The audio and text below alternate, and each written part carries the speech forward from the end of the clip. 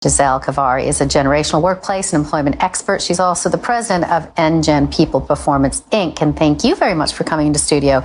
It was a fascinating study to look at some of the polling that was done on this generation, because we talk so much about millennials. Yes. Now we're talking about Gen Z. Who are they? And we felt the same way. So Gen Zs are born between 1996 and 2012. So they're between 5 and 21.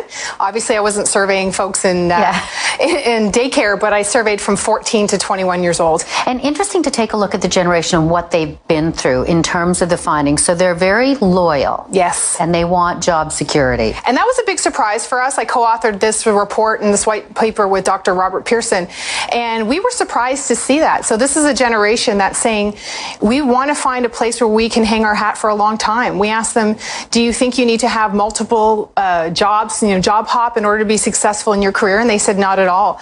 So 85% of them want to stay with an employer for a long time, and 89% want job security. And when we look at what their maybe influences are in terms of their their parenting or what they've been through, parents have gone through 2008, yes. And that was one of the lines that you kind of drew in this, that they know what that recession is like because they saw their parents go through it. I think that's a key driver, and the fact that 59% of the people in our survey said that their parents are Gen Xers. So as a Gen Xer myself, this is a generation that brought into the workplace a lot of independence, and I think they're passing that on to their kids.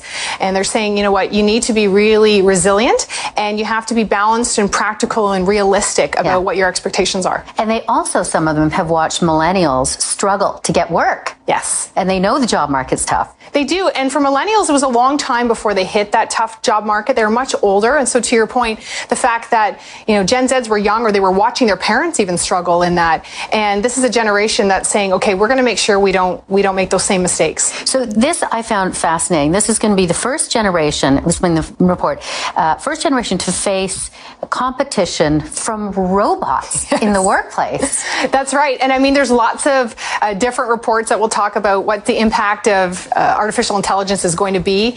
They suggest anywhere in the West could be between 9 and 42% of employees or workers are going to lose their jobs. So I think this is going to be interesting, but their optimism was so great. And they don't seem overly concerned by that. They recognize, when we asked them, do you think technology is going to eliminate jobs in the future? They said yes, but I don't think they think it's going to eliminate their job. And they want a secure job, and they don't think they have to move around a ton to be able to have that job security. That's right. And that's great news for employers. I mean, we work with large organizations across North America, and all of my clients are saying fantastic, because we talk about the need to bring people in, to help them grow in an organization, to invest in their career, and that employers are saying you can be here 10 or 15 years, but you might have 6 or 7 different careers within this one organization.